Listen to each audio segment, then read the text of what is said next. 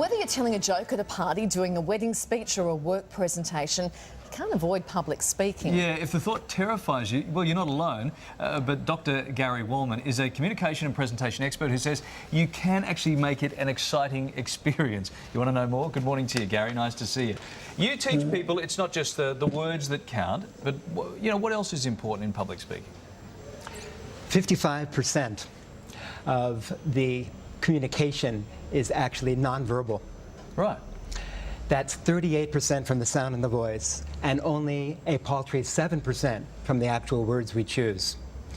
If these verbal, vocal, and visual elements, the 3 V's of communication, are misaligned, people pick up an inauthenticity and it feels fake. Yeah. All right, so do these techniques that you talk about count in general conversation, or is it just when we're up on stage, maybe addressing a work function? It happens in every situation.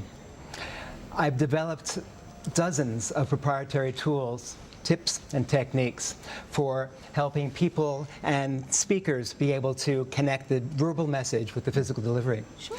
In the grid system, a grid system that is 9 squares that you can see here, the speaker moves through left to right to suggest moving from past to future, moves up and down through this map, and the audience is actually trained to subliminally recognize what the speaker is going to say even before the speaker says it. Okay. So for people who move all around the stage, this helps them feel more grounded, and for speakers who are stuck in one place, it gives them a conscious choreography of communication. Now, what are the 3 things we have to keep in mind when we're speaking in front of people? 1, it's always the first time. There's always something different about this moment.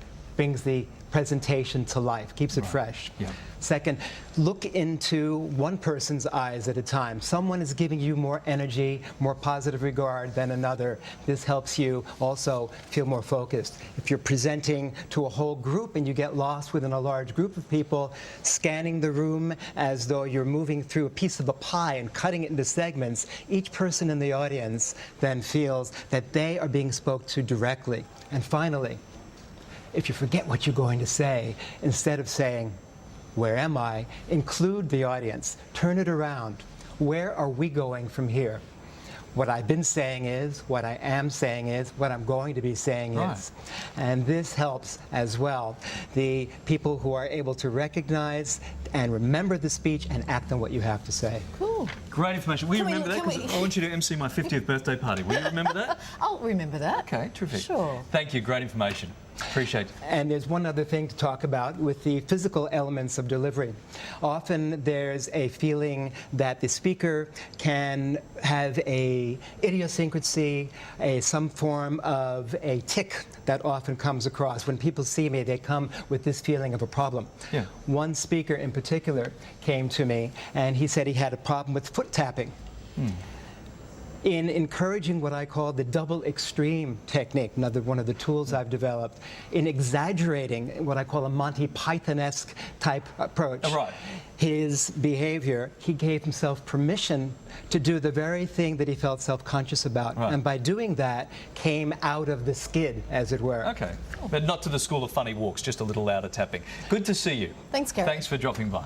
If you channel John Cleese on me, you're on your own. I'm going to. You're on your own. I like the foot tapping concept.